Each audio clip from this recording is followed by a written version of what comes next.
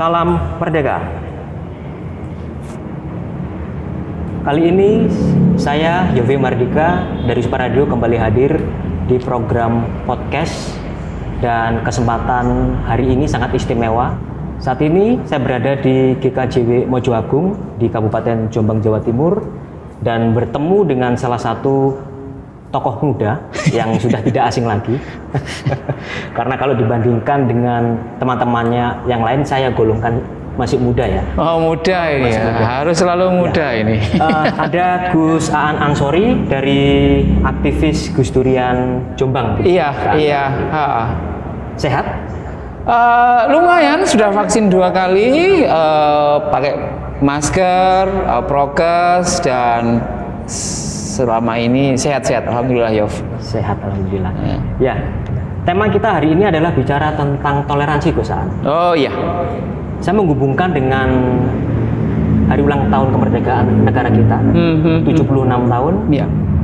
Pancasila, dan saya akan menggarisbawahi persatuan Indonesia. Nah, kalau kita bicara tentang persatuan Indonesia, ada satu hal yang ingin kita obrolkan di kesempatan kali ini dengan gaya yang santai begitu ya, tentang toleransi. Iya. Nah, kalau saya membaca data dari Komnas HAM di tahun 2019, itu ada sekitar 23 aduan atas nama hak kebebasan beragama. Artinya di data 2019 itu jumlah aduan meningkat dibanding tahun-tahun sebelumnya yang rata-rata 21 aduan. Nah, sebelum masuk lebih jauh nih, dalam kacamata Gus Aan sendiri, di Jawa Timur bicara toleransi untuk hari ini seperti apa? Gimana ya Jawa Timur itu? Jawa Timur itu kalau menggunakan indikator yang dilakukan oleh Kemenak misalkan, sekitar tahun 2019 ataupun 2020, Kemenak itu kan bikin indeks kerukunan seluruh provinsi, seluruh Jawa Timur, seluruh Indonesia. Jawa Timur itu masuk di papan tengah. Papan tengah. Papan tengah. Artinya apa? Kalau nggak salah nomor 1 di papan tengah, berarti itu urutan ke-13 atau 14. Ya. Indeks toleransi masih kalah jauh dengan misalkan Jogja, kemudian Manado, lalu kemudian Jawa Tengah, terus kemudian Merauke dan lain sebagainya. Posisi itu sesungguhnya bisa dilihat secara optimis, lumayan lah kita sudah di tengah seperti itu. Tetapi sebenarnya itu tidak seperti yang aku ekspektasikan ya. Aku berharap kita bisa menyodok ke papan atas ya. Kalau enggak ya 7 besar seperti itu. Tapi nyatanya kita belum mampu dalam 2 tahun itu. Padahal sebenarnya kita kan seringkali dicekoi dengan bahwa Jawa Timur itu adalah barometer toleransi. Jawa Timur itu adalah kunci. Kita selalu didogma dan didoktrin seperti itu. Tapi nyatanya survei yang dilakukan oleh Kementerian Agama itu menunjukkan bahwa sebenarnya ya kalau nilai itu ya C+ lah. Seperti itu. C+ itu kan ya nggak tahu itu, kalau untuk kerja itu kan orang itu kan kok C+. Kayak gitu. Nah, ini yang menurutku penting sebagai catatan, dan aku melihat juga dalam kepemimpinan Mbak Hovifah ini juga nggak ada perubahan signifikan. Nggak ada perubahan signifikan dalam hal toleransi. Dalam hal toleransi itu dalam hal misalkan kasus-kasus yang besar, misalkan si A sampah kan nggak boleh pulang. Bahkan ketika mereka sudah deklarasi masuk Sunni pun tetap nggak bisa pulang. Artinya rumah-rumahnya juga nggak tahu itu hilang atau nggak setelah 6-7 tahun ditinggalkan. Apalagi kondisinya juga masih banyak gereja-gereja yang dalam tanda petik belum bisa beroperasi, atau kemudian kita tidak melihat kemudian pemimpin publik kita di Jawa Timur itu menjadi teladan, menjadi avant-garde terkait dengan pembangunan toleransi itu. Padahal Mbak Khofifah ini kan katakanlah kalau mau lihat sejarahnya itu kan ya santrinya Gus Dur. Seperti itu. Ini yang menurutku. Belum lagi misalkan kalau mau kasus misalkan tahun 2019 itu juga kasus-kasus intoleransi itu misalkan soal orang Kristen yang sudah meninggal kemudian makamnya dibongkar lalu tidak boleh. Itu tahun 2019. Tahun 2021 misalkan itu terjadi lagi di tengah Covid. Orang Kristen nggak boleh dimakamkan di tempat makam yang ada di desanya, padahal itu adalah warga desanya. Di Mojokerto ada 2, di Gresik itu ada 1. Masih banyak lagi, Yof. Jadi menurutku jalan di tempat. Di Jawa Timur itu jalan di tempat. Sorry ya Mbak Khofifah, aku harus kritik karena sama-sama PMI-nya. Ya, kalau menurut Gus Aan sendiri, ya, makna toleransi itu apa? Toleransi itu kan gini Zeyov. Toleransi itu adalah kerelaan seseorang menyaksikan atau kerelaan seseorang menerima kenyataan bahwa orang yang berbeda identitas itu mendapatkan hak dasarnya. Gini, kalau misalkan aku sebagai orang Islam melihat katakanlah sekda, calon sekdanya ini dijabat oleh orang Kristen karena memang kompetensinya sudah seperti itu. Tapi tiba-tiba aku ngomong, kok dijabat orang Kristen padahal Jombang ini kan banyak orang Islamnya. Kalau aku mikir bahwa kok dijabat orang Kristen, berarti aku ini nggak rela. Kalau nggak rela, maka aku ini intoleran. Jadi kalau ada orang, nggak peduli agama apapun ya, kok dia tidak bisa menerima orang lain yang berbeda dengannya, menerima atau mendapatkan hak-hak dasarnya, itu intoleran. Kalau ia bisa menerima, maka ia toleran. Contoh yang paling konkret, misalkan ya, surveinya yang dilakukan oleh Burhanuddin Muhtadi, 53% overall Muslim, orang Muslim di Indonesia, 53% itu nggak setuju kalau ada bangunan rumah ibadah non-Islam didirikan di wilayah mereka. Itu 53%. Mereka intoleran. Ya, kayak gitu. Kunci negara ini ke depan adalah pada generasi muda.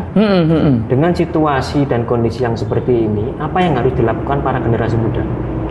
Generasi muda itu kan tergantung generasi tuanya. Oke. Generasi tuanya. Kalau generasi tuanya itu terus mewarisi watak yang intoleran, Yov, maka generasi mudanya ya kira-kira ya akan kayak gitu. Masa depan mereka itu kan juga tergantung dari apa yang kita teladankan pada mereka. Kalau misalkan banyak tokoh-tokoh agama kita, tokoh-tokoh Muslim misalkan, itu memberikan teladan yang tidak toleran terhadap agama lain, agama Kristen, maka ya begitulah mereka nantinya. Survei terbaru misalkan, aku ngomong survei aja lah, selain kitab suci yang harus wajib kita imani, kita itu kan juga wajib mengimani hasil survei ya, gitu. Survei terbaru yang dilakukan oleh PPIM UIN misalkan, dia riset ke mahasiswa mau Islam mau Kristen semuanya. Di situ dilihat bahwa yang paling intoleran itu adalah mahasiswa-mahasiswi yang dididik, yang bersekolah, yang berkampus di sekolah di PTA, perguruan tinggi agama. Ya. Yang paling intoleran. Yang paling toleran itu adalah mahasiswa yang berkampus di sekolah-sekolah kedinasan. Itu toleran. Kemudian baru kalau nggak salah itu PTN dan perguruan tinggi swasta. Jadi yang paling toleran itu kedinasan, kemudian kalau nggak salah ini swasta, negeri, swasta, baru perguruan tinggi agama. Yang ingin aku katakan begini, tahun 2020 itu berarti kalau anak muda adalah mahasiswa-mahasiswi, maka mahasiswa-mahasiswi yang berkarir atau belajar di perguruan tinggi agama itu mostly intoleran. Ya karena memang dididik. Ya. Agama apa itu? Ya perguruan tinggi agama itu kan hampir 75% itu kan yang miliknya orang Islam. Nah kita bisa melihat bahwa sebenarnya we are worrying. Kita ini ketar-ketir lah. Apakah pandemi intoleransi ini segera bisa berakhir atau tidak ya? Ya.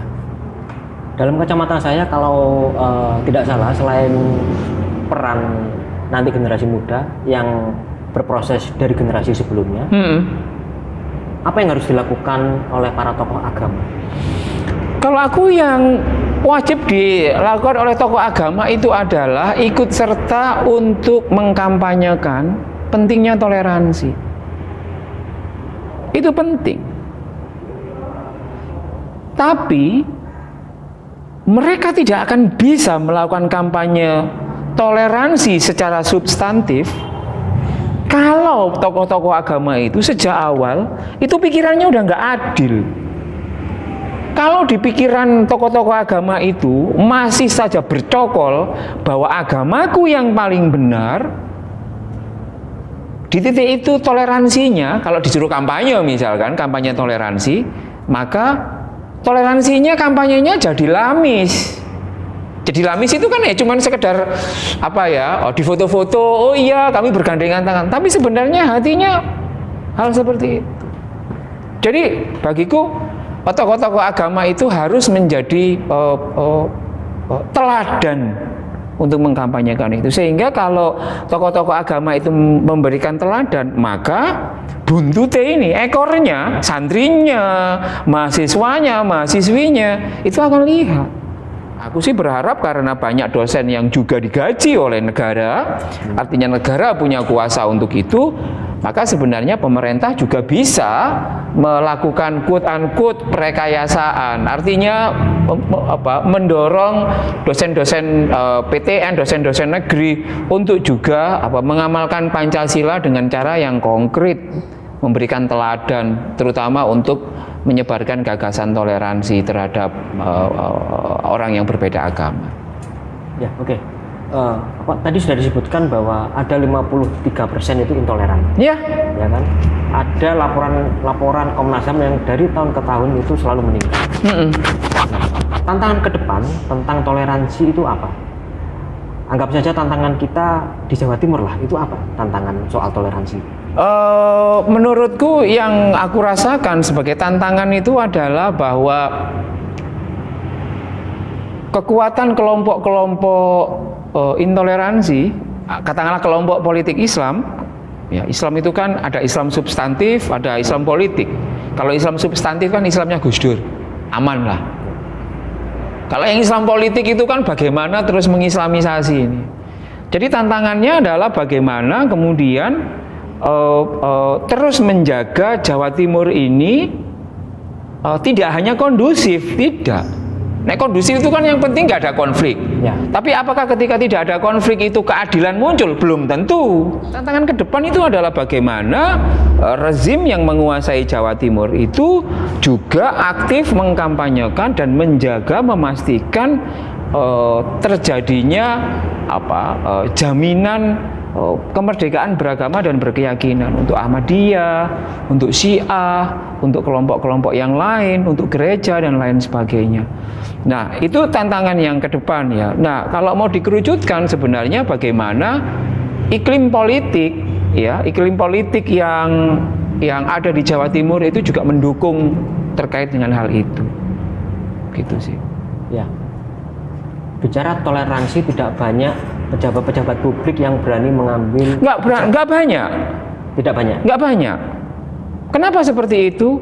Karena mereka sadar kalau mereka melakukan upaya-upaya yang benar sesuai dengan Pancasila, misal Kalau Natalan mereka datang dan lain sebagainya, aktif mempromosikan keberagaman. Kalau mereka seperti itu, mereka tidak akan disukai oleh mayoritas orang yang ada di sini, yakni mayoritas orang Islam. Nggak populis. Kalau nggak populis, mereka tidak akan bisa mendulang suara. Itu.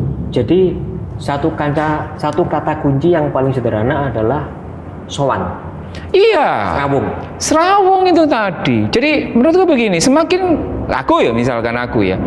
semakin aku Islam, selain ke masjid dan ke musola atau ke pengajian, maka semakin aku harus juga lebih sering mengunjungi dulur-dulur yang beragama selain diriku. Kenapa bisa seperti itu? Agar mandat rahmatan lil alaminnya seperti yang ada di dalam Al-Quran itu muncul. Sebab kalau hanya ke komunitas Islam saja, kan selama ini kan gini, semakin kamu berislam, semakin kita harus ke Islam saja. Menurutku itu kurang, belum rahmatan lil alamin. Seperti itu. Jadi semakin orang pejabat publik atau tokoh agama itu semakin Islam atau semakin Kristen, maka ia akan semakin sering serawung dengan orang yang berbeda agama. Oke. Satu pertanyaan terakhir, Gus. Iya. Pesan untuk bagaimana agar toleransi ini bisa berjalan dengan baik di Jawa Timur dan Indonesia tentunya, berdasarkan nilai-nilai Pancasila dan mengacu pada Persatuan Indonesia. Goalnya kan itu. Iya, begini. Aku pengajar Pancasila ya di Ciputra. Aku memperkenalkan apa yang aku sebut sebagai syahadat Pancasila. Syahadat Pancasila. Syahadat Pancasila atau pengakuan iman Pancasila. Orang-orang yang mau Kristen, mau Islam, mau Hindu, mau Buddha, itu kalau mau selamat, itu harus berpegangan dengan Pancasila. Tapi cara bacanya kayak gini. Semakin aku meyakini ketuhanan yang Maha Esa, maka semakin aku akan memegang teguh prinsip kemanusiaan yang adil dan beradab dan menjaga persatuan Indonesia melalui kerakyatan yang dipimpin oleh hikmat kebijaksanaan dalam permusyawaratan perwakilan demi terwujudnya keadilan sosial bagi seluruh rakyat Indonesia. Jadi semakin aku meyakini keislamanku atau kamu semakin meyakini kekatolikanmu, semakin kamu akan memegang prinsip kemanusiaan yang beradab. Berarti konsep Sugio 100% Katolik, 100%. Oh iya. Itu kan sama dengan harusnya yang aku pahami tentang keislaman. Semakin kamu berislam, maka semakin kamu akan memperlakukan orang itu dengan menggunakan prinsip kemanusiaan yang adil dan beradab. Loh, wis kongkon kemanusiaan, adil dan beradab pula. Jadi kalau aku semakin Islam kok tambah gak seneng karo gereja, itu berarti mengingkari Pancasila. Harusnya semakin aku berketuhanan yang Maha Esa, berallah, maka semakin aku memegang prinsip kemanusiaan yang adil dan beradab. Bukannya malah membakar gereja, malah kalau ada gereja yang dibangun, malah tak bantu. Kan memanusiakan kemanusiaan yang adil dan beradab. Tapi sekarang kan enggak. Semakin aku berislam, semakin aku dididik untuk nggak mau serawung dengan orang yang beragama lain. Bagiku nggak pas. Maka beragama itu harus selalu harus selalu ditautkan dengan Pancasila. Caranya seperti apa? Syahadat Pancasila, pengakuan iman Pancasila itu. Semakin aku meyakini ketuhanan yang Maha Esa, semakin aku memegang prinsip kemanusiaan yang adil dan beradab dan menjaga persatuan Indonesia dengan cara kerakyatan yang dipimpin oleh hikmat kebijaksanaan demi terwujudnya keadilan sosial bagi seluruh rakyat Indonesia. Jadi beragama kita itu adalah untuk keadilan sosial. Oke, sebelum kita akhiri, Gus Aan, ada satu quotes mungkin? Apa quote-nya? Ya, aku ingin mengatakan bahwa Gus Dur pernah ngomong bahwa